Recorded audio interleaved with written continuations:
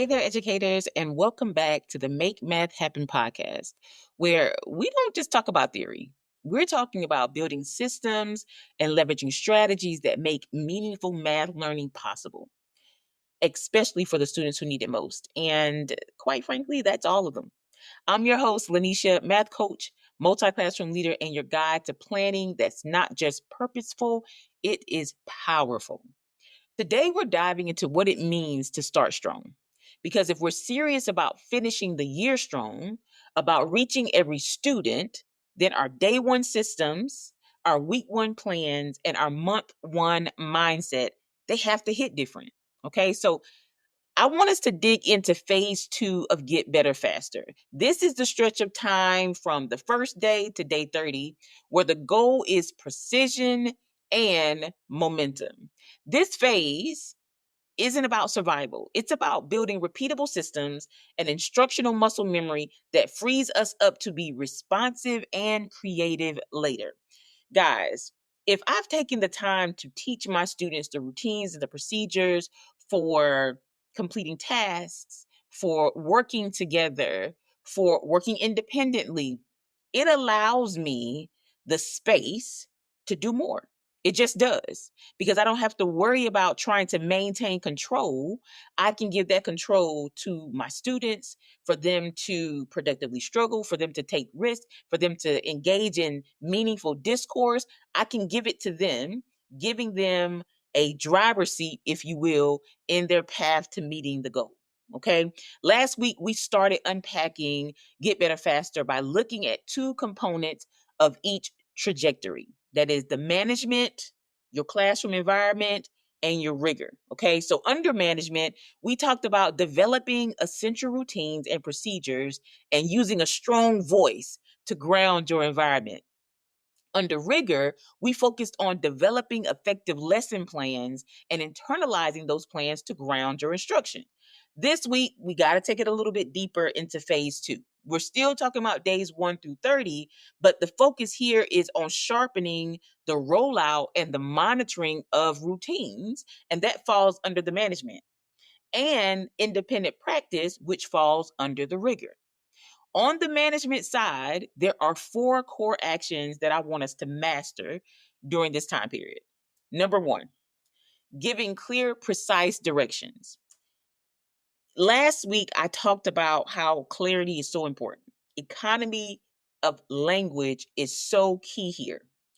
Oftentimes, when we are coming off the cuff, when we are improvising, we tend to use more words than are necessary. And when we start to think about the amount of time that we can maintain the focus of our students, yeah, clarity is key. And the planning is going to help us be more clear. It's going to help us be more precise in those directions as we're launching students into tasks. Number two, revise and perfect routines and procedures. This is the part where after you have begun to teach students those routines and those procedures, and you've been practicing to proficiency, but you still see that there's a little tweak that's necessary, or maybe it's inefficient. So maybe your initial idea isn't working out quite like you thought. So you want to make some tweaks. You want to make some changes. This is where, under that management side, where we're going to be revising and perfecting. Okay. Number three, know when students are off tasks. This means that you are deliberately scanning the room and you're letting the students see you looking. You're letting students know that your learning is important to me, and what you're doing at every moment in this classroom contributes or either hinders the learning that I want to take place. So I want you to see me looking at you. Yes, I'm looking at you. Yes. And then we're going to interject, we're going to intervene when those students are off task. Number four, circulate the room and do whole class resets when necessary. Proximity is a powerful form of accountability. Okay, remember I told you guys last week that our classrooms have to be safe. We are the adult in that environment who is maintaining the safety of all the children who are in there, right? So if we cannot do a whole class reset and we gain those students' attention immediately, there is a problem. Houston, we have a problem. Okay, so again, on the management side, when we're looking at phase 2, when we're still digging in to those first 30 days of school, give clear and precise directions, revise and perfect routines and procedures. Know when those students are off task and circulate that room and do whole group resets. Now, on the rigor side, what are we doing? This is where we're thinking about how independent practice has its own set of moves. Number one, we got to set the bar for excellence. Okay, excellence. Now, I'm going to pause for a moment and challenge you to think about your thinking. Okay, some metacognition here. If you tend to think that students can't do this or students can't do that, so then I need to dumb this down, or I can't give them this task because they can't handle it. I want you to think about how does that thinking impact the bar for excellence that you should have in your classroom. So students rise to the level of expectations that you make visible. So if the level is low, that's the level they're going to rise to. Okay, that's number one. Number two, script ideal responses so you know exactly what success looks like before your students even begin. It takes time, but remember, at the beginning of the year, this is our investment period. We're putting money in the bank, we're pouring into our cup, we are building the foundation that we're going to be leveraging throughout the school year. Number three, set up daily routines that provide consistent opportunities for students to work independently. Okay. Group work is great, partner work is great. But at the end of the day, we need students who can persevere in independent tasks. Okay. We're not necessarily only preparing students to take tests, right? But the reality is, there's going to come a time where a student is going to have to work independently, and it is going to be summative. It can even be formative, but it's going to be something where we are trying to figure out what that student on their own knows. If we know that those times are coming, it's inevitable. That means we need to have a daily routine where we are training those students on how to persevere, how to sustain themselves during that time, how to be successful during that time. We have to do it every single day. Okay. We're training the behaviors that we want them to exhibit. Number four, check their work strategically. Use monitoring pathways. Compare their answers to your exemplar. And as you're walking around the room, have a pen in your hand and mark up student work as you go. So we just looked at that rigor side, which focuses on the independent practice for those first 30 days. Okay. That bar has to be set high. We have to have ideal responses already mapped out. We have to give them opportunities to practice independently every single day. And we need to be strategically checking their work. We need to be providing them with feedback and leaving that feedback on their paper so we can refer back to it later. Okay. When you put these actions together, management ensures your environment runs smoothly, while rigor ensures your instruction lands. Both trajectories work in tandem. And when they're strong, they free up your mental energy to teach at a high level. When you look at the management and rigor trajectories in phase 2, every single action point, whether it's rolling out routines, monitoring independent work, or setting the bar for excellence, it only works if you've done the deep thinking ahead of time. That's exactly where the P.L.A.N framework that we're going to be discussing today comes in. It gives you a structure to prepare for those moments with clarity and intention. So you're not improvising in the heat of instruction, you're executing with purpose. Here's the truth: you don't rise to the level of your potential, you fall to the level of your preparation. And that's where the Plan to Make Math Happen framework comes in. It's not just about writing good lesson plans, y'all. It's about planning on purpose so that your tier 1 instruction is aligned, is accessible, and it's affirming for every single student from the jump. Now, I want to walk you through this framework because this is truly the backbone of how we make tier 1 instruction stick. Now, P.L.A.N is an acronym. The P is pinpoint the purpose. During this time, you should be thinking about what are the mathematical goals of this lesson or the unit if you are looking at a unit view. Okay, how does it connect vertically to what students have learned before and what's coming next? Okay, so If I am a seventh grade teacher and we're moving into proportional relationships, I can leverage the fact that students understand equivalent ratios. They've represented those equivalent ratios in tables and in double number lines, and they've talked about independent and dependent relationships. I can use that to help me as I'm moving into the proportional relationships in seventh grade. But it's going to take me doing that vertical connection. I can't get in seventh grade and not look to the left or the right of me, right? I have to be cognizant of what students are coming to me with and what they need to leave me with. Okay. So P is pinpoint the purpose. L is look at the learning. It's it's not enough just to read the standard. You've got to unpack it. You need to look at what is it that students need to know and be able to do. You need to look at exemplars and know what mastery actually looks like. Okay, so I don't want you to confuse covering with comprehension, because just because you said something in your class doesn't mean that your students got it, doesn't mean that they're proficient with it, doesn't mean that they're on the pathway to mastery. So we have to find tasks that stretch thinking and let you see what kids know. And if your county is like mine, you don't necessarily have to find tasks because you have a curriculum that you're working from. But what you do have to do is make sure that whatever the curriculum is that you're using is aligned to your state standards, right? The state standards are what your students are going to be assessed on at the end of the year. So you need to understand those standards. You need to look at those objectives. You need to make sense of those verbs and those nouns so that you know what mastery actually looks like. So the P is pinpoint the purpose, L is look at the learning. A is anticipate student thinking. This really is the soul of planning, because we got to think about, for this goal that I've outlined or that I've highlighted, where might students get stuck?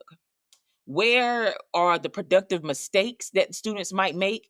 And then what kinds of scaffolds do I need to be using or implementing that does not take away the thinking? Too often in classrooms, students are mimicking what they see teachers doing, and sometimes they're mimicking what they see peers doing, and there's not a lot of thinking that's going on, right? So we really want to make sure that we think about, for this concept, you know, what are the mistakes that make sense for students to be making? Let's take an example. If I'm teaching seventh grade and we're working on percent increase and decrease, we used open up resources as our curriculum for the past several years. And seventh grade always started with scale drawings. Well, with scale drawings, obviously, we were building on what students learned about equivalent ratios in sixth grade and scaling the magnitudes of those quantities that exist within the ratio as well, right? So being introduced to scale in sixth grade, scale and scale factor. We go to seventh grade, we're now looking at scale drawing. So we're looking at that thinking from a geometrical perspective. And we learned that when I scale the side lengths by a factor that is greater than one, my shape increases. When I scale those side lengths by a factor that is between 0 and 1, my figure is reduced in size. Now, how does this apply to percent increase and decrease? Well, if it is percent increase, the factor that we're multiplying that original by should be what? Greater than 1. If it is percent decrease, the factor we should be multiplying the original by is between 0 and 1. Oftentimes, where students make mistakes is with the tricks that we try to teach them. Because instead of leveraging previous learning or things that students own, we think it is easier to teach them something new because we feel like the trick is much more accessible than understanding the concept itself. Okay, so I want you to think about, as you are anticipating student thinking, I want you to reflect on last year. How did students respond when you came to this concept, when you came to this goal? How did students respond? And then I want you to allow that to guide you in your planning for this year. Because if you know that that triangle that you drew, where you were writing those numbers or whatever it was in those different sections and told students to remember that if it's side by side, they're multiplying, or if it's on top of each other, they divide, whatever it was that you told them, when you saw that students were not consistently understanding that, or weren't consistently able to apply that, or weren't consistently remembering that, that's probably something you want to take out. And then we can leverage the conceptual understanding piece over the trick. Okay, so that was A, anticipate student thinking. N is name the moves. Now, this is one of my favorites because this is how you decide to bring your lesson to life. What routines will you lean on? What representations will anchor the math? And what questions will open the door for student voice? When I think back to percent and increase, the example that I just shared, and I think about a routine, I could use a notice and wonder. I can show students maybe an image of some figures from our first unit where we were looking at scale drawings. And then I can also show them a percent or increase expressions and ask them to compare them. What do you notice about them? What do you notice are things that are similar? Okay. What questions do you have? One person question could be, why are we comparing these things that look completely different? And that's valid.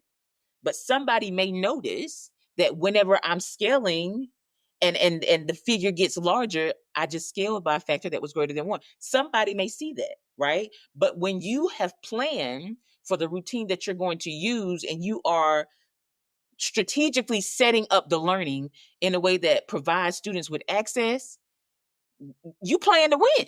And that's what we want to do. We want to play to win. When you name those moves beforehand, you make space to be present in the moment. Okay. So I've seen instances where teachers can be within a lesson and they didn't launch it quite right. They didn't launch it efficiently. It wasn't launched intentionally. We didn't really connect to things. And then students are in the midst of the task and there's really nobody that understands what to do.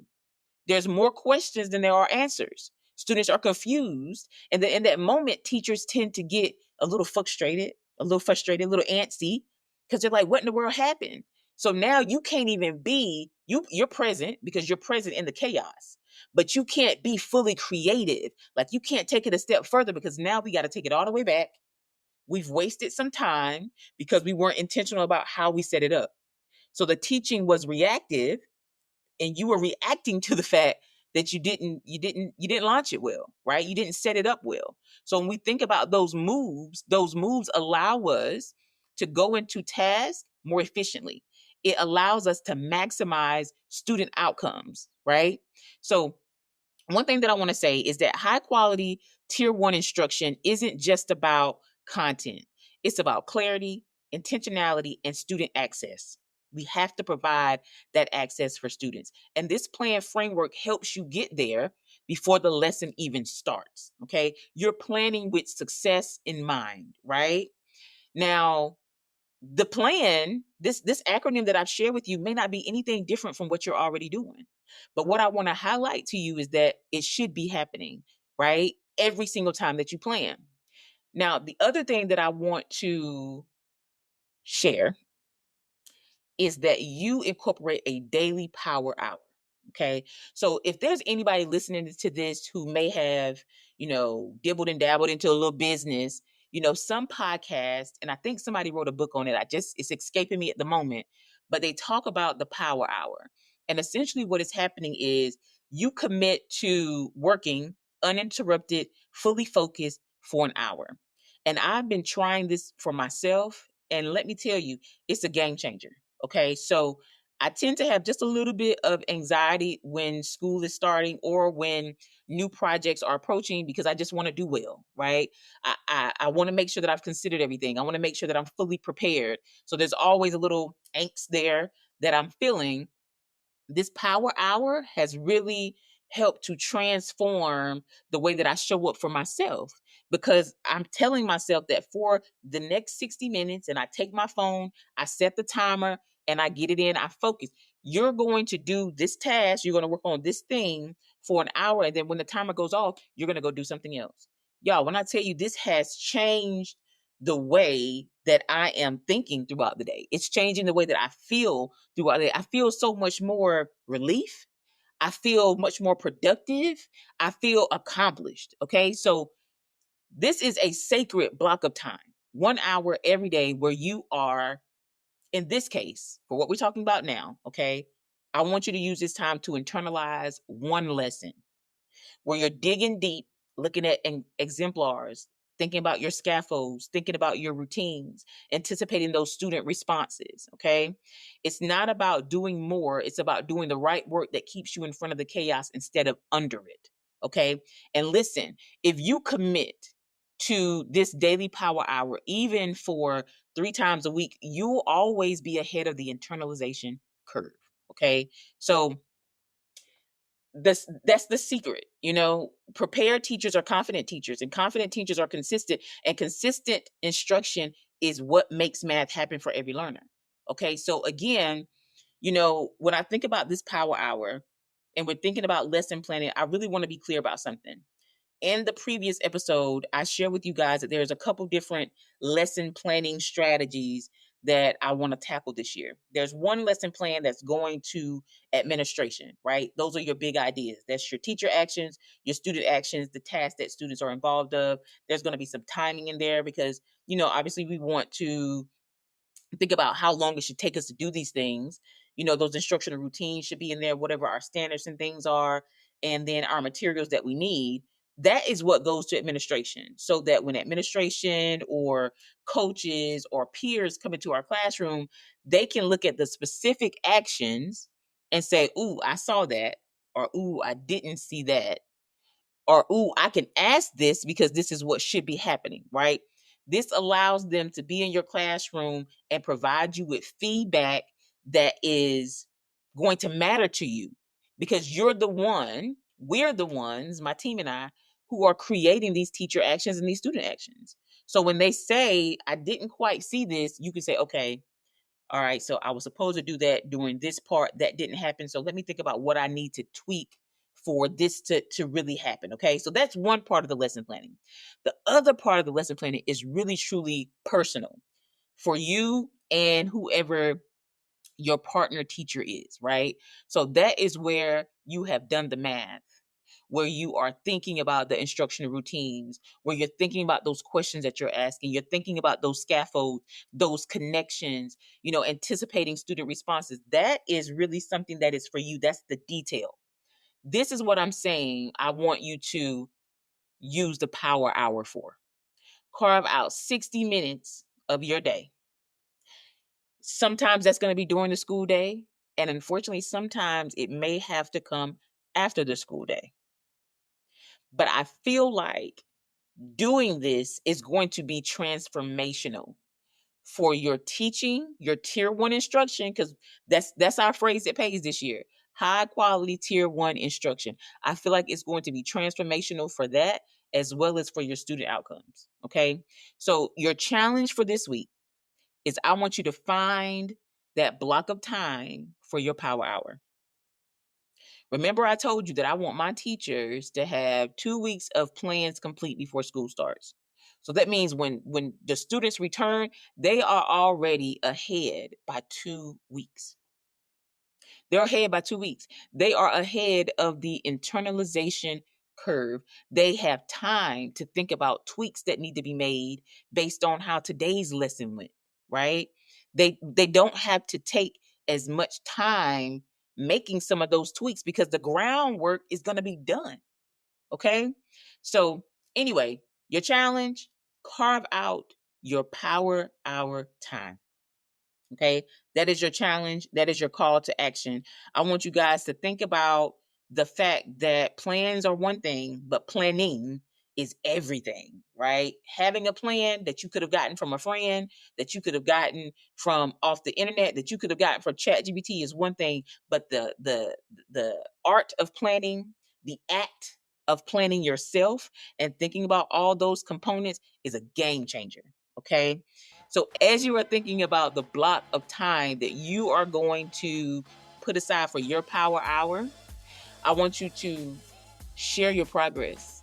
I want you to talk to a teammate. I want you to talk to a grade level mate. I want you to talk to somebody in your department, talk to somebody in your school. And I want you to let this power hour mentality become infectious. Okay. Because again, I feel like it's going to be transformational. Okay. Don't wait to feel ready. Okay, plan with purpose and the readiness will follow. There is a download for you guys for this week's episode. Make sure that you are on the subscription list, that you're in the Math Collective so that it'll end up right into your mailbox. And next week, we're going to be digging into anchor charts and the protocol surrounding how to make thinking visible using anchor charts, okay? We're going to create learning tools that live and breathe in your room, and I don't want you to miss it, okay? So until then, keep teaching. If you're back in school, keep preparing. If you're not quite there, keep moving. But most of all, keep making math happen. Peace.